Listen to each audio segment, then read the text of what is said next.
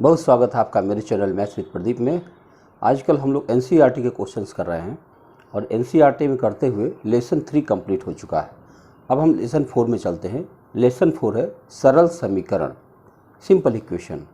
छोटे बच्चों को जैसे बीजगणित के छोटे छोटे समीकरण सिखाने का प्रयास किया जा रहा है कि कैसे हम समीकरण बनाते हैं और कैसे उसे हम संतुष्ट करते हैं। तो आइए देखते हैं लेसन 4 एक्सरसाइज 4.1 सरल समीकरण,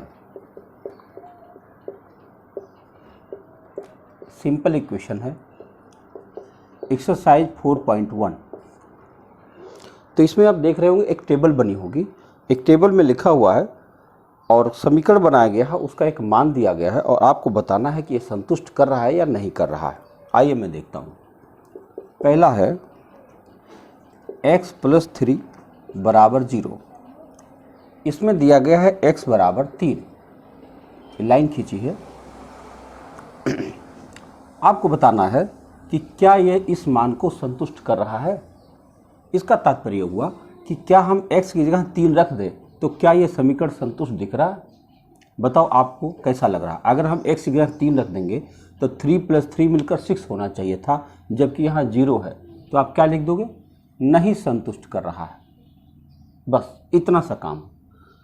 ऐसे दूसरा समीकरण फिर इसी पर है x + 3 = 0 और यहाँ लिखा है x = 0। अगर हम x की जगह पे 0 रख दें तो क्या ये समीकरण संतुष्ट हो रहा है? नहीं हो रहा। कैसे? 0 + 3 = 3 हो जाता है और जबकि राइट साइड में 0 लिखा हुआ। इसका मतलब ये भी नहीं संतुष्ट कर रहा। तीसरा पॉइंट दिया गया है x + 3 = 0 और x = -3। अब देखो ये सही लग रहा। अगर हम x की जगह पे -3 रख दें तो -3 + 3 मिलकर के 0 बन जाएगा। तो कह देंगे हाँ ये संतुष्ट कर रहा है। इतनी सी बात करनी। अब ऐसे कई समीकरण दिए जाएंगे और आपको रखना होगा x का मान रख करके और आप तय कर लेंगे कि ये संतुष्ट कर रहा है या नहीं कर रहा।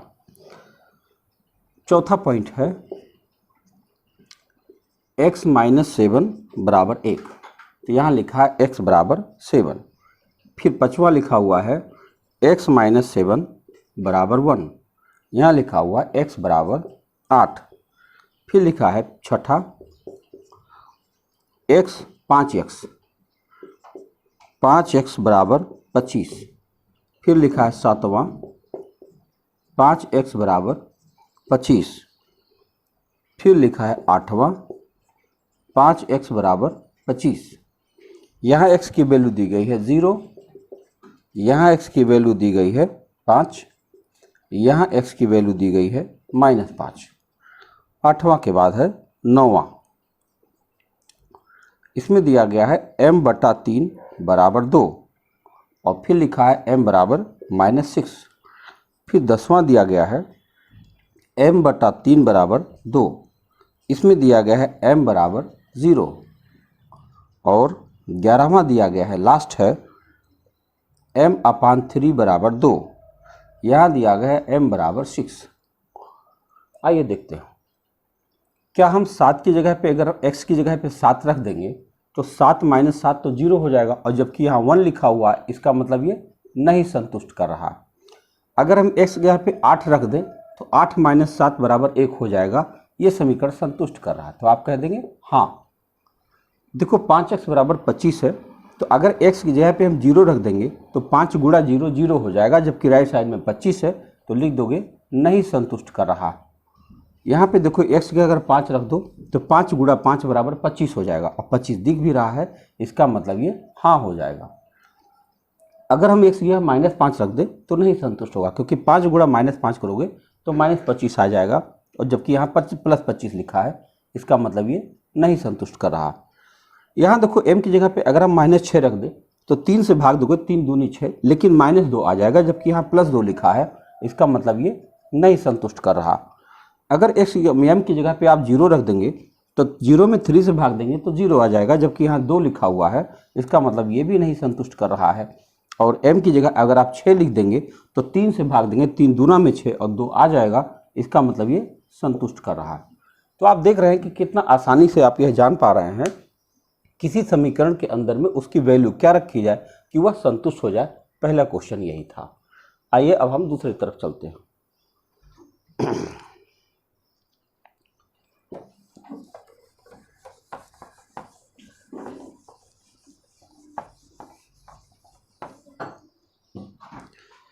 दूसरा क्वेश्चन भी इसी तरह का लगभग है। जांच कीजिए कि कोष्ठक में दिए हुए मान समीकरणों के दिए गए संगत समीकरणों के हल है या नहीं है।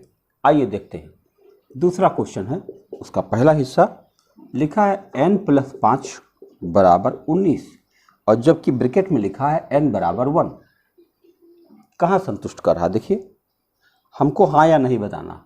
बताओ, n की जगह अगर हम 1 रख देंगे तो n 1 + 5 = 6 हो जाएगा, जबकि यहाँ 19 लिखा है, तो आप क्या लिख देंगे? नहीं संतुष्ट कर रहा। दूसरा क्वेश्चन देखिए, बी, ये ए था, अब बी में लिखा हुआ है 7n + 5 = 19। तो ये क्या हो जाएगा? और यहाँ पे n की वैल्यू दी गई है -2। अगर हम n की जगह पे -2 रख देंगे तो 7 × 2 -2 करेंगे तो -14 आ जाएगा। -14 + 5 19 नहीं होता है। बताओ, -14 + 5 करोगे तो 9 आ जाएगा, यानी कि -9, जबकि यहाँ पे 19 दिया गया है। इसका मतलब ये भी नहीं संतुष्ट कर रहा। अब सी देखते हैं। सी में लिखा है 7n + 5 = 19। यहाँ पे दिया है n = 2। अब देखो, अगर हम n की जगह पे 2 रख दें तो 7 × 2 14 होगा, 14 + 5 19 होगा। देखो 19 के बराबर आ गया। इसका मतलब ये हाँ, ये संगत हल दिया गया है। तो यहाँ से आप एक चीज़ निश्चित रूप से समझ रहे हैं कि इस तरह के समीकरण का एक निश्चित मान होता है। केवल वही मान रखने पर ही वह समीकरण संतुष्ट होगा, कोई और मान रखने पर संतुष्ट नहीं होता। ये बड़े काम की चीज़ है जो आगे क्लासेस में काम आएगी आपको। अब चलते हैं डी। देखिए, डी में लिखा है 4p - 3 = 13 और यहाँ ब्रैकेट में दिया है p = 1। अगर आप p की जगह पे 1 रख देंगे तो 4 × 1 = 4 और 4 में से 3 घटाओगे तो 1 आना चाहिए, जबकि यहाँ 13 लिखा है। इसका मतलब ये नहीं संतुष्ट कर रहा है। ई देखिए, ई में लिखा है 4p - 3 = 13 और ब्रैकेट में लिखा है p = -4। अगर हम p की जगह पे -4 रख दें तो 4 × 4 -16 हो जाएगा और -16 और -3 मिलकर के -19 बन जाएगा, जबकि यहाँ पे 13 दिया गया। इसका मतलब ये भी नहीं संतुष्ट कर रहा है। अब आइए f देखते हैं। f में लिखा है 4p - 3 = 13 और ब्रैकेट में लिखा है p = 0। देखो, अगर हम p की जगह पे 0 रख देंगे तो 4 × 0 = 0 हो जाएगा और 0 - 3 = -3 होना चाहिए, जबकि यहाँ पे 13 लिखा है। इसका मतलब ये भी नहीं संतुष्ट कर रहा है। देख रहे? तो संतुष्ट नहीं किया। क्या संतुष्ट करेगा वो तो हम लोग बाद में देखेंगे। पहले हम ये देखते हैं अलग अलग नंबर रख करके कि क्या वो संतुष्ट कर रहा है कि नहीं कर रहा है। तो आपने महसूस किया कि किसी इस तरह के किसी भी समीकरण के अंदर एक निश्चित मान होता है। इस तरह के जो चर लिखे गए हैं, ये जो p, n वगैरह जो भी लिखा है, इनका जो वैल्यू होता है एकदम फिक्स वैल्यू होती है। अगर वही वैल्यू रखी जाए तभी वो संतुष्ट होगा, अन्यथा नहीं फिक्स होगा। जैसे कोई चीज़ का पुर्जा देख लीजिए आप, कि अगर कोई मशीन खोलते हैं तो जो पुर्जा जहाँ के लिए सेट किया गया एग्जैक्टली वही केवल वहाँ पर लगता है, कोई और नहीं लग सकता। ठीक है, तो आइए देखते हैं अगला प्रश्न क्या है। तीसरा प्रश्न है, प्रयत्न और भूल विधि से निम्नलिखित समीकरणों को हल कीजिए। प्रयत्न एवं भूल क्या होता है, आइए देखते हैं। 5p + 2 = 17, इसको हमें हल करना है। प्रयत्न एवं भूल विधि को अंग्रेजी में हिट एंड ट्रायल मेथड कहते हैं। हिट एंड ट्रायल मेथड का मतलब हुआ कि p की जगह पे हम कुछ भी मान रखेंगे, 1 रखेंगे, 2 रखेंगे, 3 रखेंगे, 4 रखेंगे, रखते जाएंगे और तब तक रखते जाएंगे जब तक ये समीकरण संतुष्ट नहीं हो जाता है। देखो, तो मैं यहाँ रख देता हूँ कि मान लिया p = 1 2 3 4 5 ... ऐसे बना देते हैं। अब देखो, हम p की जगह पे वैल्यू रख रहे हैं 1। अगर p की जगह पे 1 रखेंगे तो 5 × 5 + 2 7 होगा, नहीं बन पाया। अगर हम p की जगह पे 2 रखें तो 5 दूनी 10 और 2 12, यहाँ 17 लिखा हुआ, 2 भी नहीं आ पाया। अगर हम p की जगह पे 3 रखेंगे तो 5 3 में 15 और +2 17 मिल गया। इसका मतलब ये हमारा 3 हमारा आंसर हो जाएगा। यानी इस क्वेश्चन में हम लिख सकते हैं p = 3। इसी को कहते हैं प्रयत्न एवं भूल विधि। कितना मज़ेदार है, एकदम इंटरेस्टिंग। ये पहला क्वेश्चन था। अब दूसरा देखिए, दूसरा में लिखा है 3m - 14 बराबर 4। यहाँ पर भी आपको इसकी जगह वैल्यू रखनी है।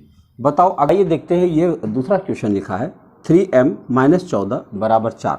अब हमको m की जगह पे वैल्यू रखनी है और चेक करना है कि 4 आ रहा है कि नहीं आ रहा। सपोज करो अगर हम m की जगह पे 1 रखते हैं, ऐसे ब्रैकेट में लिखते हैं 1 2 3 4, ऐसे बहुत सारी गिनती हम ट्रायल करेंगे। इसी को कहते हैं हिट एंड ट्रायल मेथड। अगर हम 1 रखेंगे तो 3 1 के 3 होगा, और 3 - 14 क्या हो जाएगा, -11 होगा, जबकि ये गलत है, 1 नहीं हो पाएगा। अब चलो 2 देखते हैं। 3 दूना में 6 और -14 नहीं हो पाया, क्योंकि 6 - 14 4 नहीं आ सकता। चलो 3 रखते हैं। 3 3 9 और -14 -5 आ रहा, नहीं बना। 4 रख कर देखते हैं। 4 3 12 -14 नहीं बन पाया। और देखते हैं 5 देखते हैं। 5 रखते हैं। 5 3 15 -14 1 आ रहा, अभी तक नहीं बन पाया। चलो 6 देखते हैं। 6 3 18 और -14 मिल गया कि नहीं मिल गया। 6 3 18 और -14 करेंगे तो आपका 4 आ रहा। इसका मतलब यहाँ पे m बराबर 6 आ गया। यही होता है हिट एंड ट्रायल मेथड। देखा आपने। तो तीसरा में 2 ही सवाल दिए गए हैं। आइए देखते हैं चौथा प्रश्न। इसमें खूब जल्दी जल्दी मान रख करके सेटिस्फाई कराया जाता है। चौथा क्वेश्चन देखते हैं। चौथा में लिखा है निम्नलिखित कथनों के लिए समीकरण दीजिए। वो कुछ कहेगा, आपको समीकरण बनाना। पहले में कहा गया है संख्याओं x और 4 का योग 9 है, लिखा गया है संख्याओं x और 4 का योग 9 है। बन गया समीकरण। देख रहे आप, हिंदी में हमने बोला संख्याओं x और 4 का योग 9 है, और समीकरण बन के तैयार। बस खाली आपको समीकरण बनाना, हल नहीं करना। आपको याद होगा कि जब आप सवाल पढ़ते हैं, चाहे वो आयु वाले संबंधी सवाल देखें, औसत वाले सवाल देखें, तो शब्दों में कुछ बातें लिखी रहती हैं और उसके लिए एक समीकरण बनाना होता है। बहुत सारे विद्यार्थी कहते हैं कि क्या बताएं सर, हमको तो सवाल समझ में आता है लेकिन समीकरण नहीं बन पाता। तो समीकरण बनाने के लिए यही बहुत बढ़िया जगह है। इससे आप बढ़िया से समीकरण बना सकते हैं। दूसरा देखिए क्या लिखा है y में से 2 घटाने पर 8 प्राप्त होता है। बताओ, y में से 2 घटाने पर 8 प्राप्त होता है। समीकरण बनके तैयार। जो कहे वही कर दीजिए। तीसरा देखिए क्या लिखा है a का 10 गुना 70 है। a का 10 गुना यानी 1 गुणा 10 कितना है, 70 है। इसको आप लिख सकते हैं 10a बराबर 70। दरअसल ये आदत होती है लिखने की, एक परंपरा है कि पहले आपको कांस्टेंट रखना चाहिए। तो 10a, जैसे a 10 कहना उचित नहीं होता है, अच्छा नहीं लगता देखने में। तो 10a बराबर 70, क्योंकि a गुणा 10 करोगे तो 10a तो बन ही जाएगा। तो 10a बराबर 70, ये आपका समीकरण हो गया। चौथा देखिए, इसमें लिखा है कि संख्या b को 5 से भाग देने पर 6 प्राप्त होता है। संख्या b को 5 से भाग देने पर 6 प्राप्त होता है। समीकरण बनकर तैयार। पांचवा देखिए, पांचवा में लिखा है t का 3/4 15 है। t का 3/4 कितना है, 15 है। तो अब क्या करोगे, इसको लिखने का तरीका अभी मैंने बताया कि आप इसको इधर पहले लिख देंगे। कैसे लिखेंगे, 3t/4 बराबर 15। ये आपका समीकरण बन के तैयार। अब देखो छठा में क्या लिखा। छठा में लिखा है m का 7 गुना और 7 का योगफल आपको 77 देता है। m का 7 गुना और 7 का योगफल प्लस 7 आपको 77 देता है। जो आपको देता है वो बराबर के बाद आता है, इधर रिजल्ट होता है। तो फिर कैसे लिखेंगे इसको, 7 पहले लिख देंगे तो हो जाएगा 7m + 7 बराबर 77। ये आपका समीकरण बनकर तैयार हो गया। देखो, जब समीकरण बन जाएगा तो उसे हल किया जा सकता है। सबसे पहली ज़रूरत है कि समीकरण बनेगा कैसे। तो हम लोगों ने 6 तक देख लिया है, अभी और है इसमें। 7 नंबर है। 7 नंबर है एक संख्या x का चौथाई ऋण 4 आपको 4 देता है। ऋण 4 मतलब सब्ट्रैक्शन, घटाना है। एक संख्या x का चौथाई, बताओ का चौथाई बने 1/4, ऋण 4 आपको 4 देता है। बन गया। अब क्या करोगे, गुणा कर लोगे। पहले x गुणा x करोगे, x ही आएगा। तो x/4 - 4 बराबर 4। ये आपका समीकरण बन गया। अगला देखिए 8वां। 8वां में लिखा है यदि आप y के 6 गुने में से 6 घटाएं तो आपको 60 प्राप्त होता है। अगर आप y के 6 गुना में से 6 घटाइए तो आपको 60 प्राप्त होता है। कितना आराम से आप समीकरण बना लेते हैं। अब y का जब 6 से गुणा करेंगे तो बनेगा 6y माइनस 6 बराबर 60। ये रहा। और अगला सवाल है 8 हो गया। 9वां प्रश्न है, लिखा यदि आप z के 1/3 में 3 जोड़ें, अगर आप z के 1/3 में 3 जोड़ें तो आपको 30 प्राप्त होता है। ये रहा। अगर आप इसको समीकरण बनाएं तो अब देखो z का 1 से गुणा होगा तो होगा z/3 + 3 बराबर 30। ये आपका समीकरण बन के तैयार हो गया। चौथा प्रश्न आपका कंप्लीट हुआ। अब आते हैं 5वें सवाल पर। कितना ज़बरदस्त क्वेश्चन है, यहाँ से आपको सीखने का पूरा मौका मिलेगा। 5वां प्रश्न देखते हैं। 5वां में लिखा है निम्नलिखित समीकरणों को सामान्य कथनों के रूप में लिखिए। यानी अब की बार समीकरण लिखा है, आपको सामान्य कथन लिखना है। समीकरण है p + 4 बराबर 15। क्या लिखेंगे आप इसके लिए? p में 4 जोड़ने पर 15 प्राप्त होता है। ऐसे p में 4 जोड़ने पर 15 प्राप्त होता है। यह है इसका सामान्य कथन होता है। दूसरा लिखा है, ये पहला था। दूसरा है m-7 बराबर 3। m में से 7 घटाने पर 3 प्राप्त होता है। m में से 7 घटाने पर 3 प्राप्त होता है। ये रहा सामान्य कथन। तीसरा है 2m बराबर 7। क्या कहोगे? m के 2 गुने, m का 2 गुना क्या लिख दे? m का 2 गुना 7 होता है। देख रहा? m का 2 गुना 7 होता है। ये सामान्य कथन है। चौथा देखिए m/5 बराबर 3। m में 5 से भाग देने पर 3 प्राप्त होता है। m में 5 से भाग देने पर 3 प्राप्त होता है। देख रहे? यानी समीकरण दिया गया है, उसको फिर हिंदी में लिखना है या अंग्रेजी भाषा में। देख रहे? कुछ करना नहीं है, बहुत आसानी से आप एक एक सवाल समझ सकते हैं। अगला प्रश्न आप देखेंगे तो 5वां लिखा है 3m/5 बराबर 6। m के, इसको कैसे लिखो? m के 3/5 में m का 3/5 6 के बराबर होता है।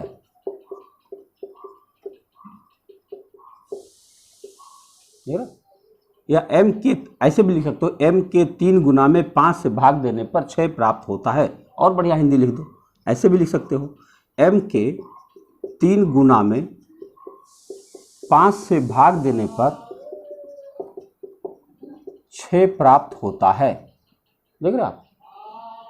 अगला प्रश्न है 6वां 3p + 4 बराबर 25। कैसे लिखेंगे?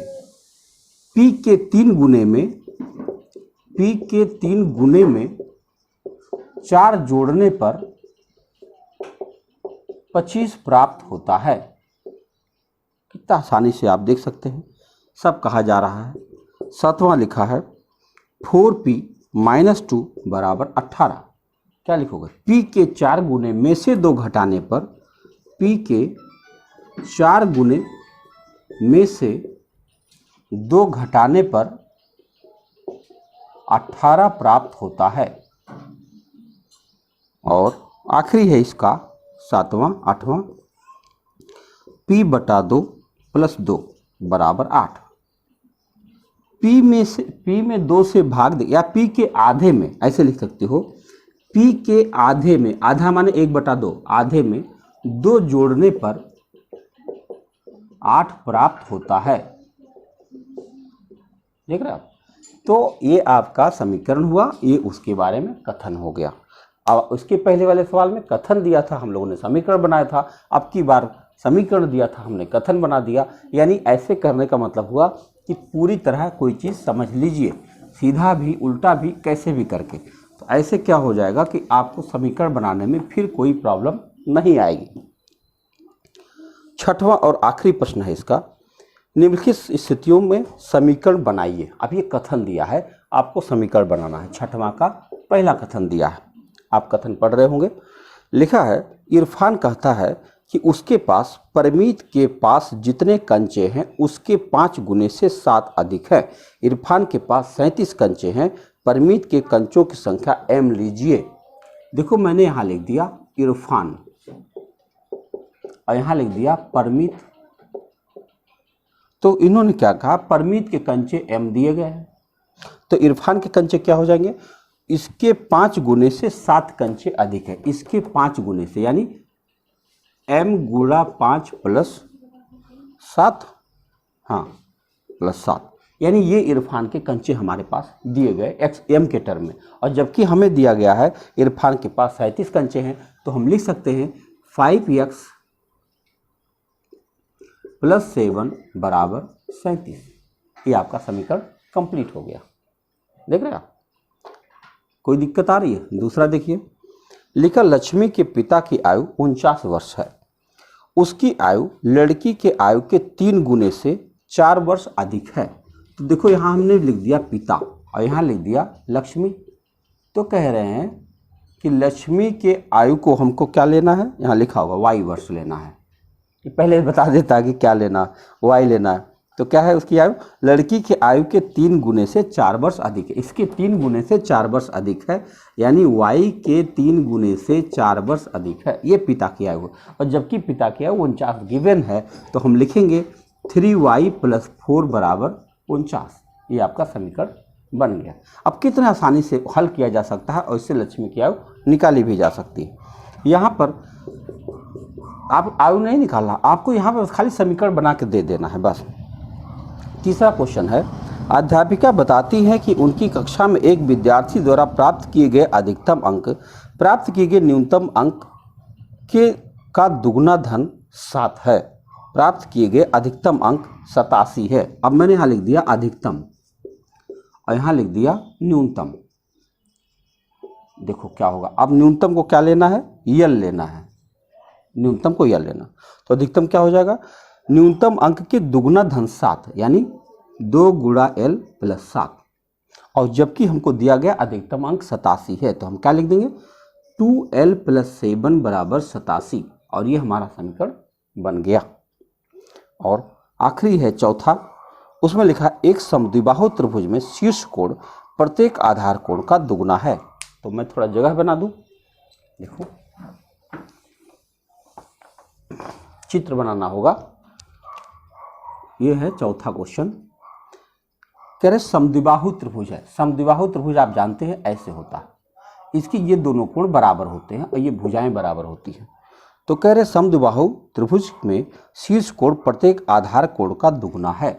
यानी अगर ये x है, अच्छा कितना लेना है, b डिग्री लेना है। देखो यहाँ पर b डिग्री लेना है, तो फिर ये भी b डिग्री हो गया और b का दुगना यहाँ 2b हो गया, बस हो गया। अब क्या करना है, मान लीजिए प्रत्येक आधार कोण b डिग्री है। याद रखिए कि त्रिभुज के तीनों कोणों का योग 180 डिग्री होता है। अगर इनको बनाना हो तो हम तीनों को जोड़ेंगे और बराबर लिख देंगे 180, यानी 2b प्लस b बराबर 180। आप इसे जोड़ भी सकते हैं, 2b एक 3b एक 4b, आपका बन गया 4b बराबर 180। बस आपका उत्तर नहीं निकालना कि b का मान क्या है, आपका समीकरण बनके तैयार हुआ और ये एक्सरसाइज समाप्त होती है। कैसा लगा आपको एक्सरसाइज ज़रूर बताइएगा, कमेंट करना बहुत आवश्यक होता है। मिलते हैं नेक्स्ट एक्सरसाइज में। Thank you.